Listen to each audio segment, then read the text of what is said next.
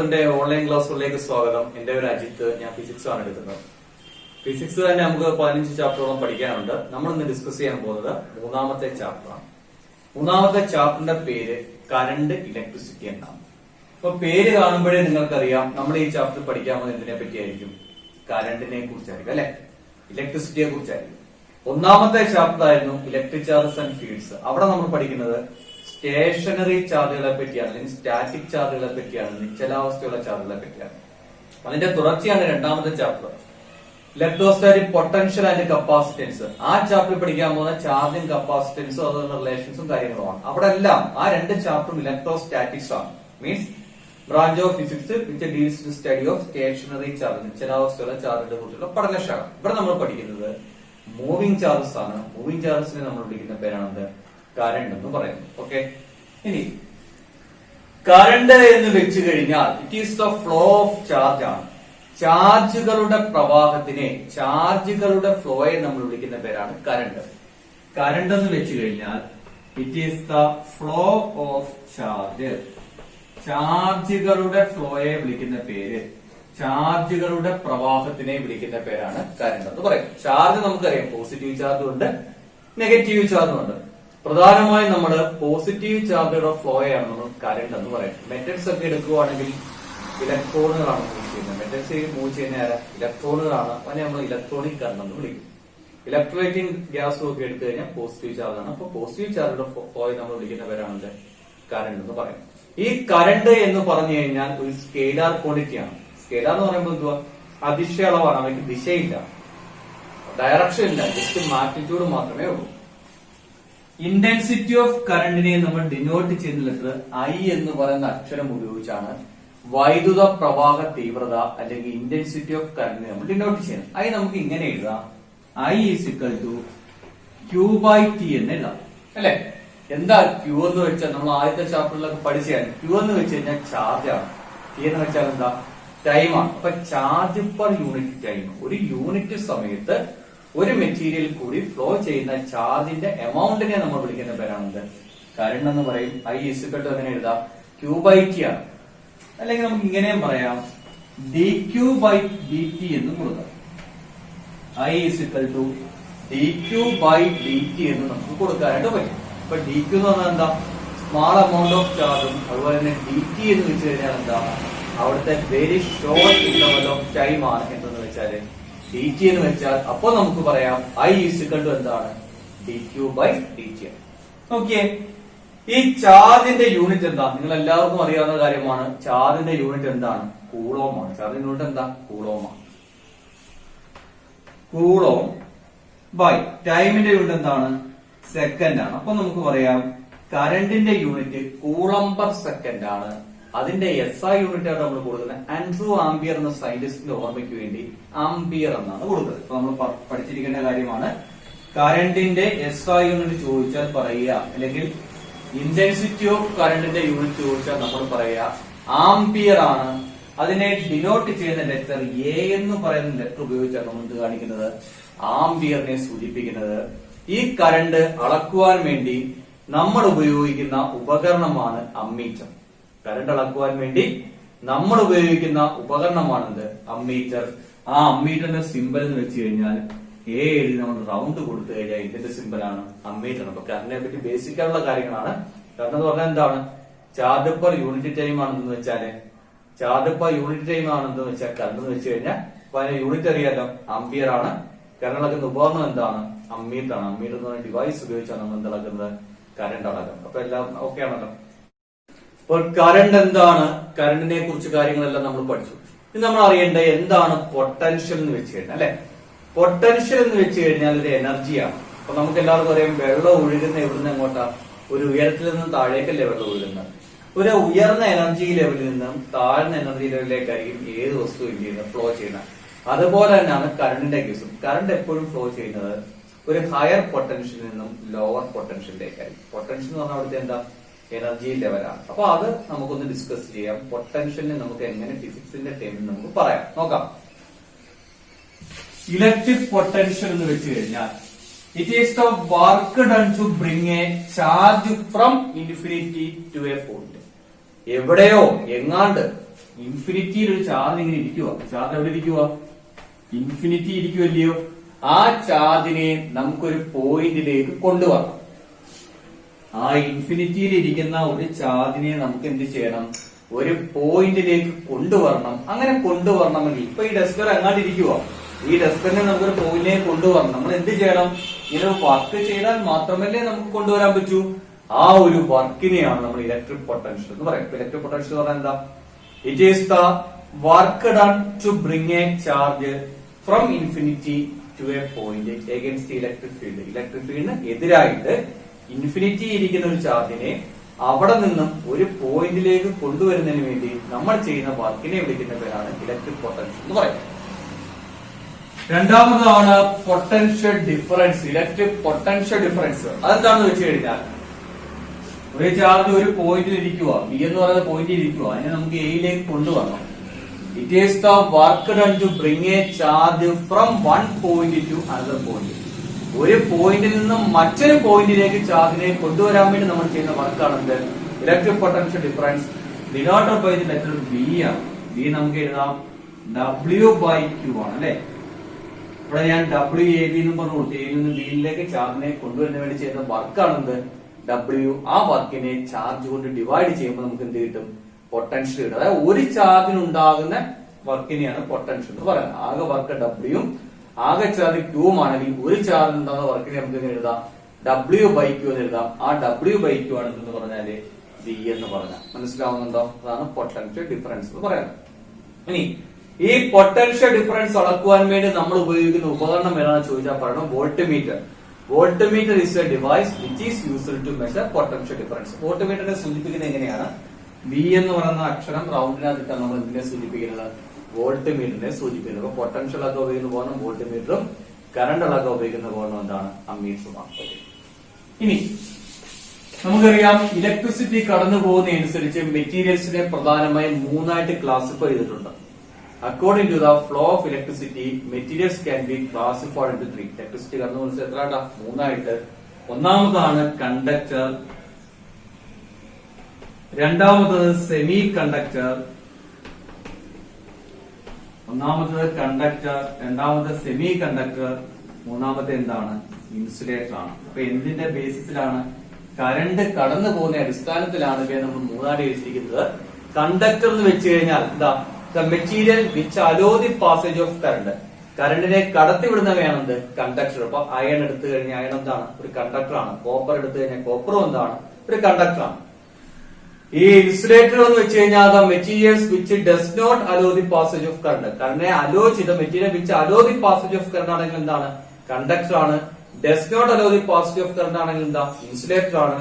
അതുപോലെ തന്നെ partially allow the passage of current. കറണ്ടിനെ വളരെ ഭാഗികമായിട്ട്, വളരെ പാർഷ്യലായിട്ട് മാത്രമേ കറണ്ടിനെ കടത്തിവിടുന്നുള്ളെങ്കിൽ അവയെ നമ്മൾ വിളിക്കുന്ന പേരാണെന്ത്? ഇൻസുലേറ്റർ. മറക്കരുത്, കണ്ടക്ടർ കറണ്ടിനെ പാസ് ചെയ്യും, ഇൻസുലേറ്റർ കറണ്ടിനെ പാസ് ചെയ്യിക്കത്തില്ല. സെമി കണ്ടക്ടർ കറണ്ടിനെ എന്ത് ചെയ്യും? പാർഷ്യലായിട്ട് മാത്രമേ എന്ത് ചെയ്യത്തുള്ളൂ? കടത്തിവിടത്തുള്ളൂ. ഇനി നമ്മൾ സെമി കണ്ടക്ടേഴ്സിനകത്ത് പറയുവാണെങ്കിൽ, ഇലക്ട്രോണിക്സുമായി ബന്ധപ്പെടുത്തി പറയുവാണെങ്കിൽ, കണ്ടക്ടർ, ഇൻസുലേറ്റർ, സെമി കണ്ടക്ടർ എന്നിങ്ങനെ തിരിക്കുന്ന ഒരു ബാൻഡ് ഗ്യാപ്പ് അനുസരിച്ചാണ്, ഒരു എനർജി ലെവലിന്റെ ഡിഫറൻസ് ഉപയോഗിച്ചാണ് നമ്മൾ വസ്തുക്കളെ മൂന്നായിട്ട് തിരിക്കുന്നത്. അതെന്താണെന്ന് വെച്ച് കഴിഞ്ഞാൽ, ഒരു ആറ്റം നമ്മൾ എടുക്കുന്നു അല്ലെ. ഒരാളത്തിന്റെ ഏറ്റവും സെന്ററിൽ എന്ത് കാണപ്പെടും? ന്യൂക്ലിയസ് ഉണ്ട്. ന്യൂക്ലിയസ് ഏതെല്ലാം ഘടകങ്ങളുണ്ട്? പ്രോട്ടോണും ഉണ്ട്, ന്യൂട്രോണും ഉണ്ട്. അവരെ നമ്മൾ വിളിക്കുന്ന പേരാണെന്ത്? ന്യൂക്ലിയോണുകൾ എന്ന് പറയും. ഈ ന്യൂക്ലിയസിന് ചുറ്റും ഷെല്ലുകളുണ്ട്. ന്യൂക്ലിയസ് ചുറ്റും ഫിക്സഡ് ഷെല്ലുകൾ കാണപ്പെടും.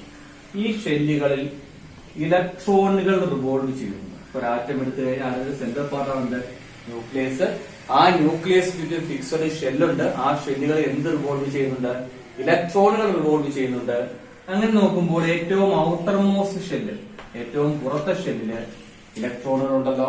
ആ ഇലക്ട്രോണുകളെ നമ്മൾ വിളിക്കുന്ന പേര് വാലൻസ് ഇലക്ട്രോണുകൾ എന്നാണ് വിളിക്കുന്നത്. എന്താ നോക്കിയേ, ഒരാറ്റത്തിന്റെ ന്യൂക്ലിയസ് എന്നുള്ള ഡിസ്റ്റൻസ് കൂടുന്തോറും ആ ന്യൂക്ലിയസിൽ നിന്നുള്ള അട്രാക്റ്റീവ് ഫോഴ്സ് എന്ത് ചെയ്യുക? കുറയുവാണ്. അപ്പൊ ആ ഇലക്ട്രോണുകൾ എന്താ? ഫ്രീ ആണ്. അവയ്ക്ക് എന്തുള്ള ടെൻഡൻസി ഉണ്ട്? ഫ്രീ ആയിട്ട് മൂവ് ചെയ്യാനുള്ള ടെൻഡൻസി ഉണ്ട്. അതുകൊണ്ടാണ് അവയെ നമ്മൾ എന്ത് വിളിച്ചിരിക്കുന്നത്? വാലൻസ് ഇലക്ട്രോണുകൾ എന്ന് നമ്മൾ വിളിക്കുന്നത്. മനസ്സിലാവുന്നുണ്ടോ?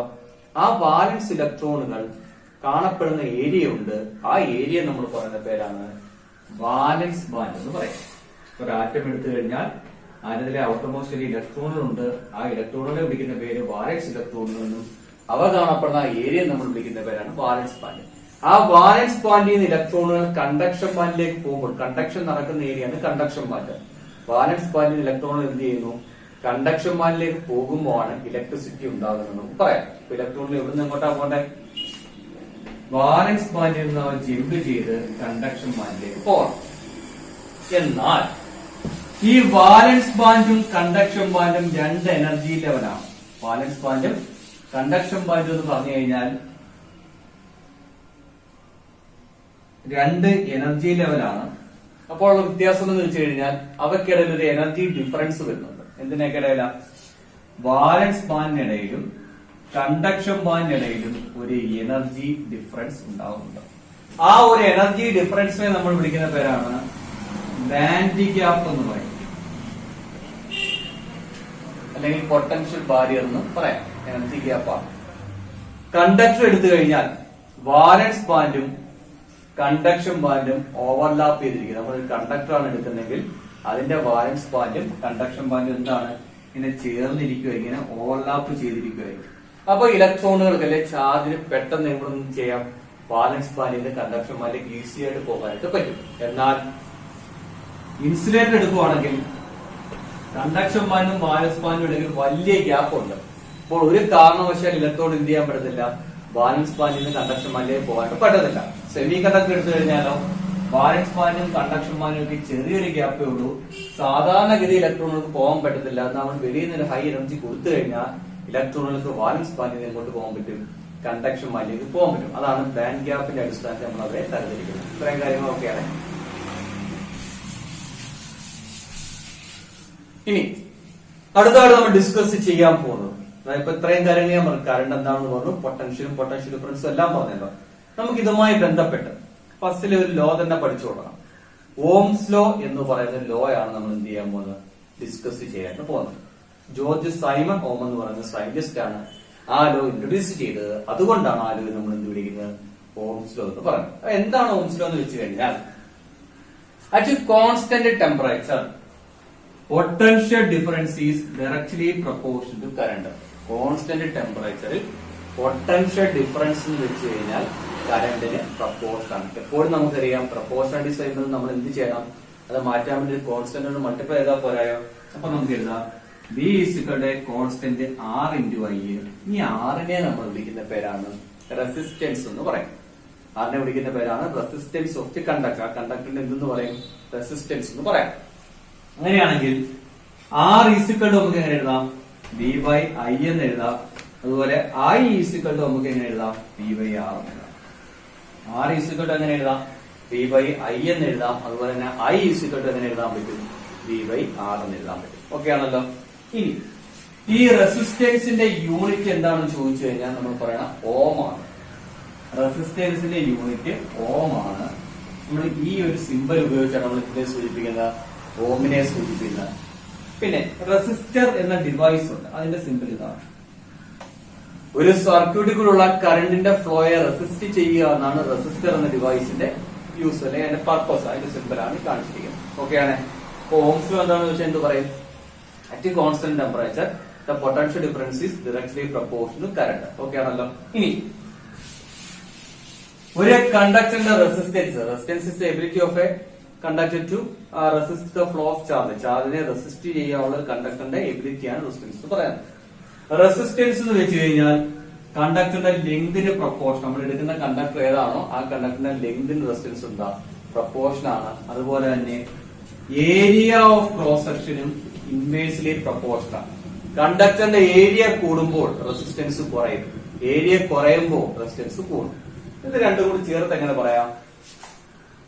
R proportional to L by A എന്ന് കൊടുക്കാം. നമുക്ക് എങ്ങനെ എഴുതാം? ആർ പ്രപ്പോർഷണൽ ടു എന്താണ്?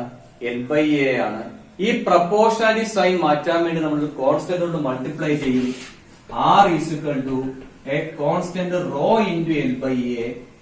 Raw equal to cross multiply ചെയ്താൽ എ ആർ ബൈ എൽ എന്ന് എഴുതാം. ആ റോയെ നമ്മൾ വിളിക്കുന്ന പേരാണ് റെസിസ്റ്റിവിറ്റി ഓഫ് ദ മെറ്റീരിയൽ എന്ന് പറയും. റോയെ നമ്മൾ വിളിക്കുന്ന പേരാണ് എന്താ? റെസിസ്റ്റിവിറ്റി ഓഫ് ദ മെറ്റീരിയൽ എന്ന് പറയും. ഇനി നിങ്ങളോട് ആരെങ്കിലും ചോദിക്കുന്നത് എന്താണ് റെസിസ്റ്റിവിറ്റി? എന്താ? It is the resistance per unit length and unit area cross section. ഒരു യൂണിറ്റ് ലെങ്തിലെ ഒരു കണ്ടക്ടറിന്റെ റെസിസ്റ്റൻസിനെ നമ്മൾ വിളിക്കുന്ന പേരാണ് എന്ത്? റെസിസ്റ്റിവിറ്റി എന്ന് പറയുന്നു. റോ ഇസുകളുടെ എയർ ബൈ എൽ അല്ലേ?